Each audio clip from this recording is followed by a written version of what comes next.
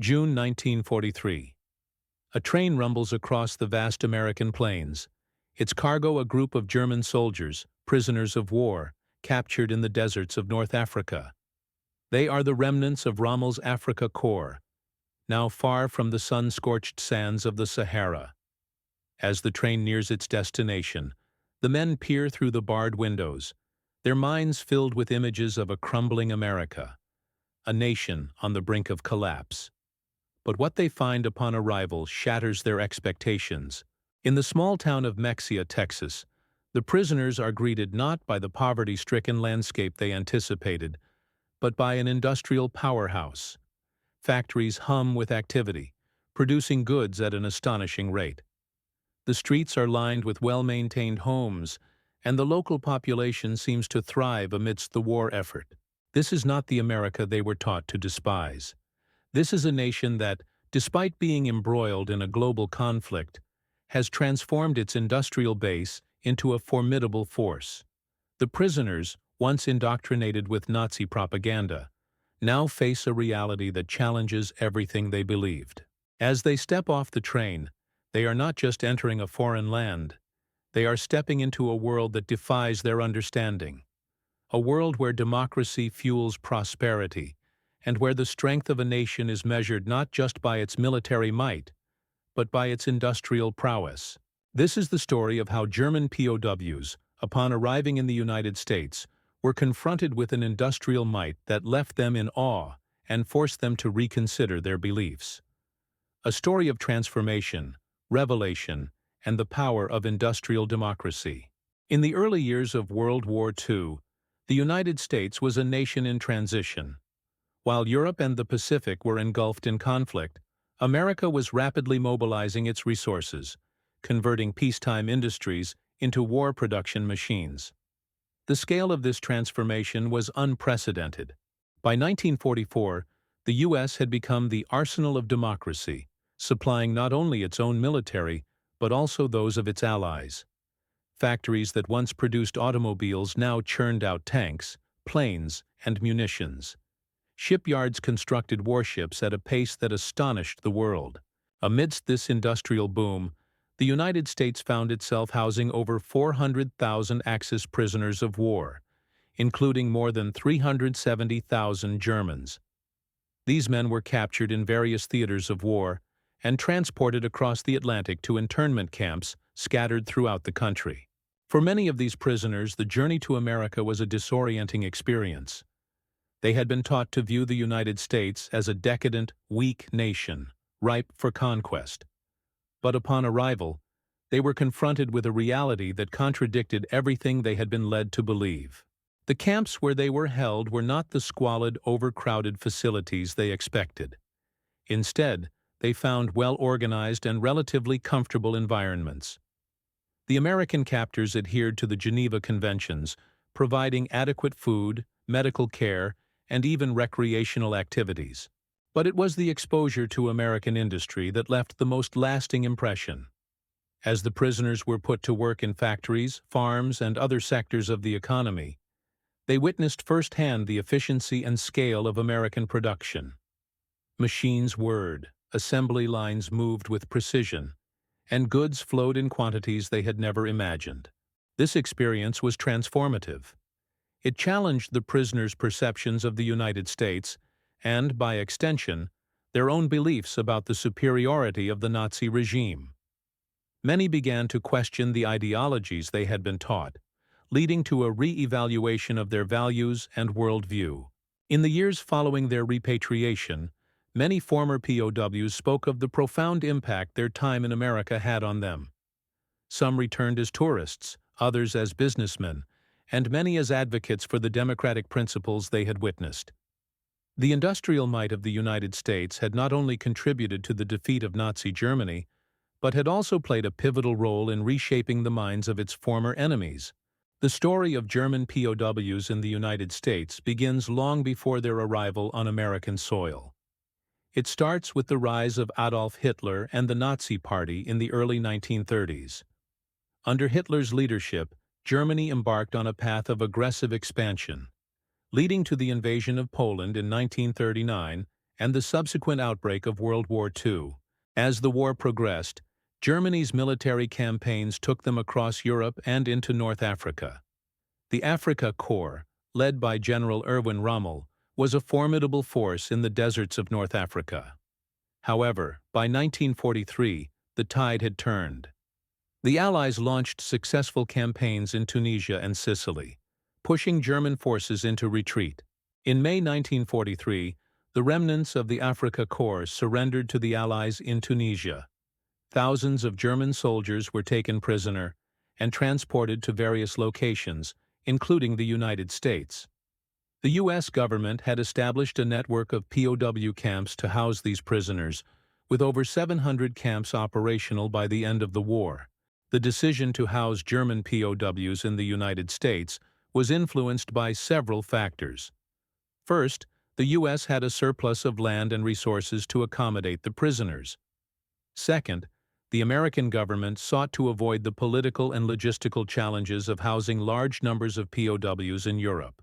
Finally, the U.S. aimed to demonstrate its commitment to the principles of the Geneva Conventions, providing humane treatment to all prisoners. Upon arrival, the German POWs were subjected to a thorough screening process. They were assigned to camps based on their skills and abilities. Some were put to work in agriculture, others in manufacturing, and some in construction. The work was often grueling, but it was also a means for the prisoners to earn privileges and improve their living conditions. Despite the hard labor, the prisoners were provided with adequate food, medical care, and recreation. They were allowed to write letters home, receive packages, and participate in organized activities such as sports and cultural events. This treatment stood in stark contrast to the conditions many had expected and to the treatment of Allied POWs in German captivity. The American approach to POWs was influenced by the country's adherence to international law and its desire to project an image of moral superiority. The humane treatment of German prisoners was also a strategic decision, aiming to win the hearts and minds of both the prisoners and the broader German population. As the war continued, the number of German POWs in the United States grew. They were spread out across the country, from the East Coast to the West Coast, working in various industries and contributing to the American war effort.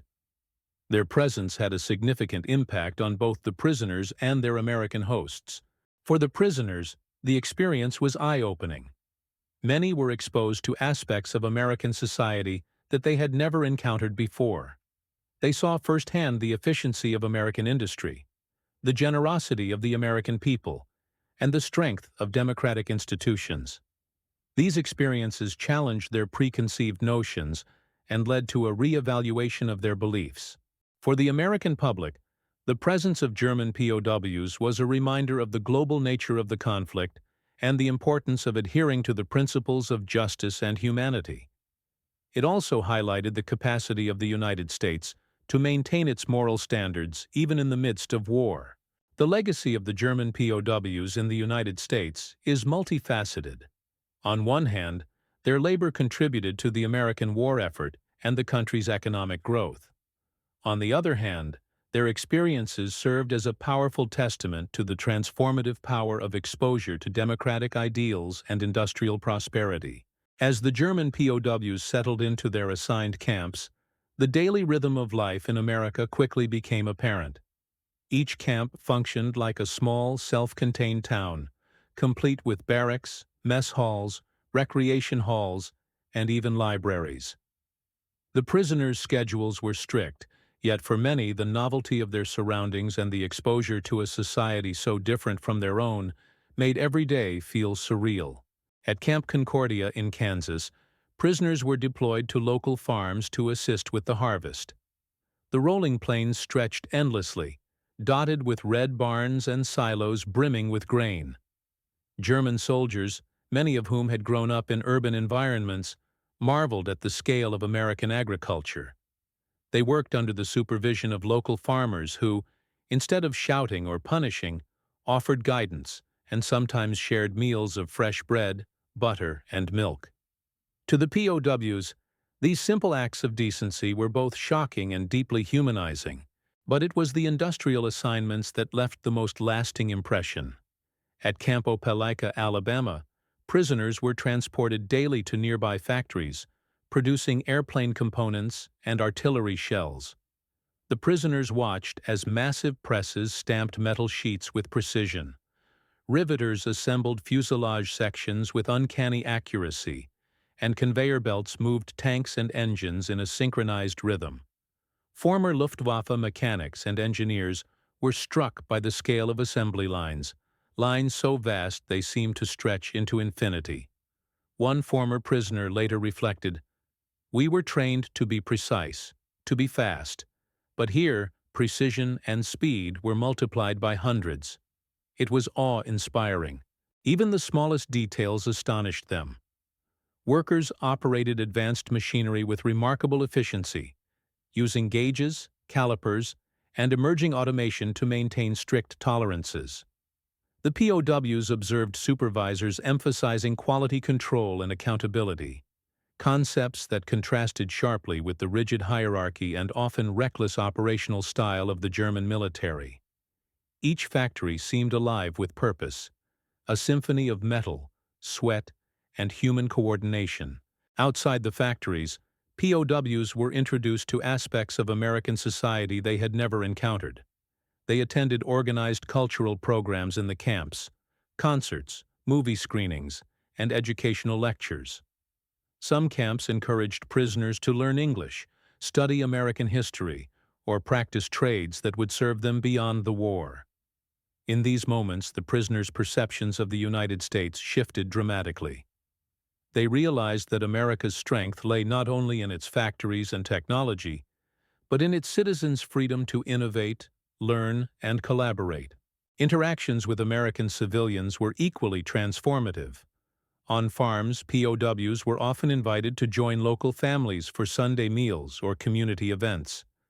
At times, they played baseball with local children or attended church gatherings. These encounters humanized both sides, eroding the dehumanizing stereotypes propagated by wartime propaganda. A POW stationed near Mobile, Alabama, recounted his surprise. "I expected hatred, suspicion, maybe violence. Instead, they treated us like neighbors, like people. I could not reconcile this kindness with what we had been taught about America." The prisoner's reflections extended beyond industrial admiration to a recognition of American democracy. Observing citizens express opinions freely, participate in local elections, and debate policies revealed a social order entirely foreign to the rigid authoritarianism of Nazi Germany. Even small gestures, like Americans queuing patiently, following traffic laws, and cooperating in public spaces, were noted with fascination. For soldiers accustomed to a regime where obedience was demanded and dissent punished, these examples of civic responsibility were revolutionary. Yet not all experiences were smooth. Some POWs struggled with homesickness, cultural dissonance, and the moral complexity of being treated well by a nation they had been taught to hate. Letters home reveal a mixture of gratitude, disbelief, and internal conflict. Many expressed admiration for the technological achievements they witnessed, while simultaneously wrestling with loyalty to a regime collapsing in Europe. Despite these tensions, the POWs adapted. They formed clubs, staged theatrical performances, and even wrote newspapers in German, reflecting on their daily lives in America. Some began experimenting with American cooking, learning new trades, or constructing radios and mechanical devices. Each day in the United States further eroded the mental barriers erected by propaganda, replacing them with curiosity, and in some cases, admiration. As months passed, the prisoners came to understand that the United States' industrial might was inseparable from its societal principles. Factories produced weapons not only because of technological skill, but because of a culture that valued initiative, accountability, and collaboration. Democracy and industrial power were intertwined, and it was this combination that allowed America to sustain a war effort on a scale unimaginable in Europe. By the end of their internment, Many POWs viewed their time in the United States as transformative.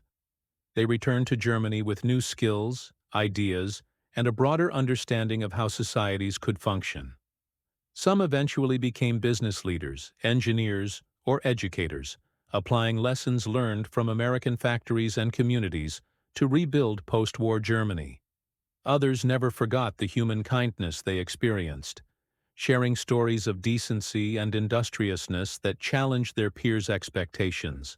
In essence, the main story of German POWs in the United States is one of astonishment and adaptation. Shocked by the nation's industrial efficiency, inspired by its moral principles, and humbled by the generosity of its people, these prisoners experienced a profound internal transformation. Their journey illustrates the power of exposure to a society's strengths and how first-hand experience can overturn deeply ingrained beliefs, shaping lives long after the guns have fallen silent. By late 1944, the German POWs' experiences in the United States had begun to profoundly alter their perspectives. For many, the turning point came during direct exposure to the full scale of American industrial production, a revelation that none could have imagined from their time in Europe. In cities like Detroit, Chicago, and Philadelphia, where some prisoners were assigned labor under strict supervision, the POWs witnessed an industrial machinery so vast and efficient that it seemed almost otherworldly. Factories that once produced cars, trains, and household appliances had been entirely converted to war production. Tanks rolled off assembly lines faster than a single soldier could count. Aircraft parts were manufactured with uncanny precision, and munitions were shipped by the thousands every day. German officers who had trained in blitzkrieg logistics were left stunned by the sheer scale of coordination, speed, and innovation they observed. One account from Camp Shelby, Mississippi, illustrates this vividly. Prisoners sent to work in nearby armament plants were allowed to move within factory limits under supervision. Many recalled being dumbstruck by the synchronized flow of materials, workers, and machines. It was as if the entire city moved like clockwork, one former POW later recounted. We had trained for efficiency in the German army, but nothing compared to what we saw here. This exposure ignited a profound internal conflict. The propaganda that had painted America as decadent, weak, and incapable of sustained war effort crumbled before their eyes. Men who had fought fiercely under the swastika began to question not only their own beliefs, but also the very foundation of the Nazi regime. They realized that their notion of racial and national superiority was contradicted by the industriousness, innovation, and moral confidence of a democratic society. Another critical element of this turning point was the humane treatment POWs received. Unlike the brutal conditions in Eastern European or North African theaters, American camps offered medical care, adequate nutrition, and even recreational opportunities. Prisoners were encouraged to participate in music, sports, and educational programs. This stark contrast between Nazi indoctrination that glorified harshness and the genuine respect shown by Americans struck deeply at their worldview. The psychological transformation intensified as POWs interacted with ordinary Americans. Local communities invited them to church events, social gatherings, and even small-town dances. These encounters humanized the enemy for both sides, fostering mutual respect. German soldiers who had expected hatred and disdain instead found civility, empathy, and openness.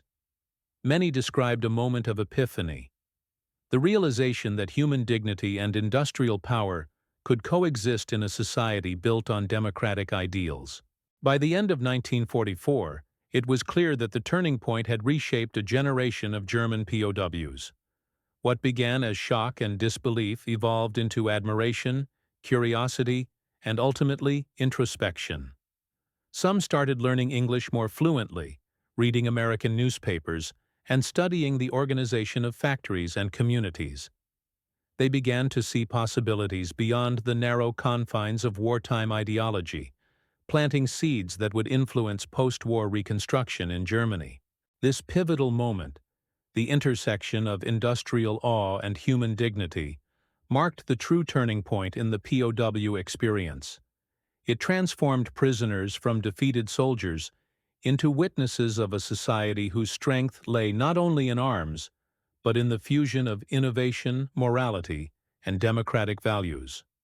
For many, it was a realization that would echo throughout the rest of their lives, shaping both their return home and the perception of the America they once underestimated.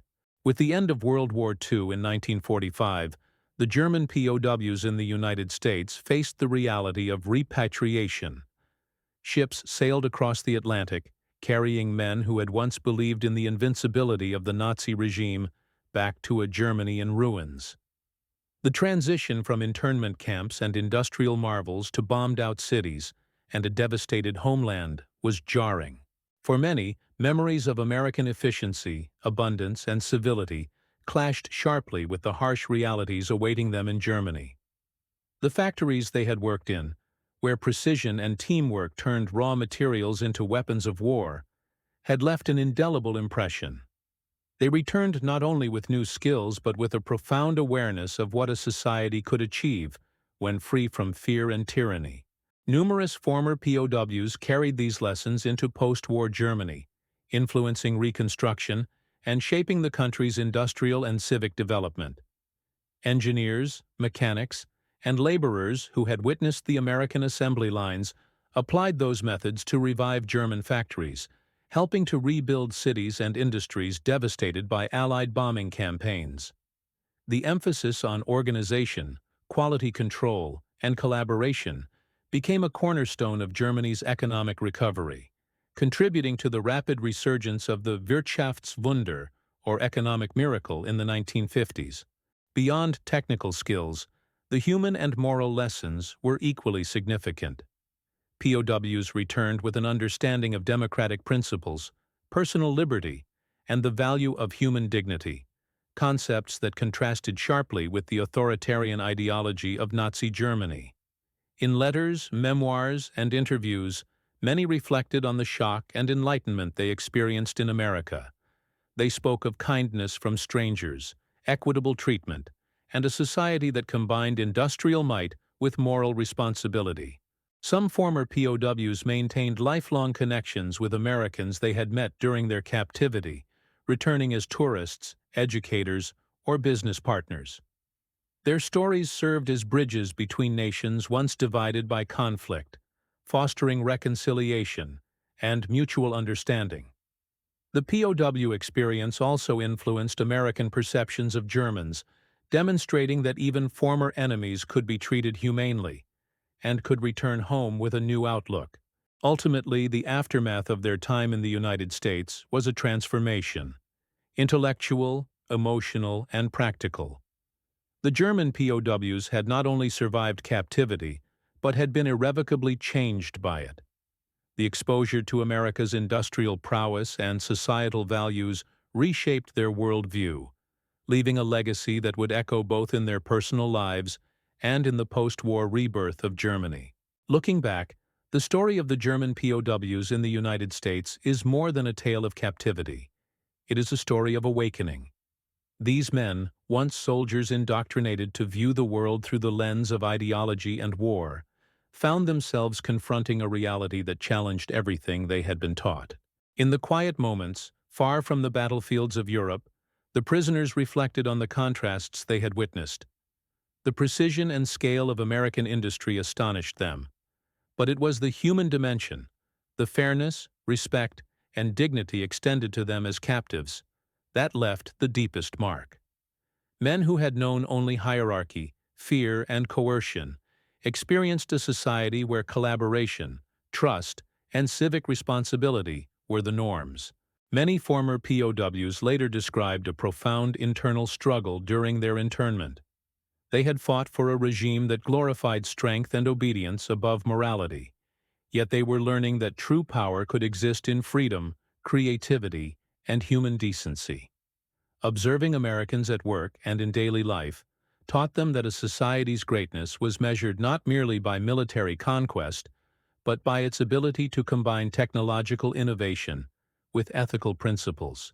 These reflections extended far beyond the individual. As these men returned to Germany, they became subtle ambassadors of the lessons they had learned. Their exposure to American industrial and social systems informed not only their careers, but also their perspectives on governance, education, and community. They carried with them a vision of what a society could achieve when opportunity, responsibility, and humanity were intertwined. In the broader sweep of history, the POW experience reminds us that conflict does not only destroy, it can also illuminate. Even in captivity, minds can be changed and ideologies challenged. The German POW's journey from shock to reflection underscores the enduring power of exposure, empathy, and understanding in reshaping human hearts and societies. By the end of their internment, the German POWs had experienced something far beyond captivity. They had witnessed the extraordinary industrial might of the United States, marveled at the precision and scale of its factories, and felt the unexpected kindness of a society at war. In these moments, ideology gave way to understanding, fear gave way to respect, and indoctrination gave way to curiosity. The story of these men is a testament to the transformative power of experience. It shows that even in times of conflict, exposure to new ideas, cultures, and systems can challenge deeply held beliefs. It demonstrates that the strength of a nation lies not only in its weapons or factories, but in the principles and values that guide its people. As these POWs returned home, they carried more than memories. They carried lessons that would influence post-war reconstruction, personal lives, and the very perception of America in the eyes of former enemies. Their journey reminds us that history is not just shaped on the battlefield, but in moments of reflection, observation, and human connection. If this story of transformation and industrial awe captured your imagination, be sure to subscribe for more cinematic history documentaries and explore the remarkable, often surprising ways that history has shaped the modern world.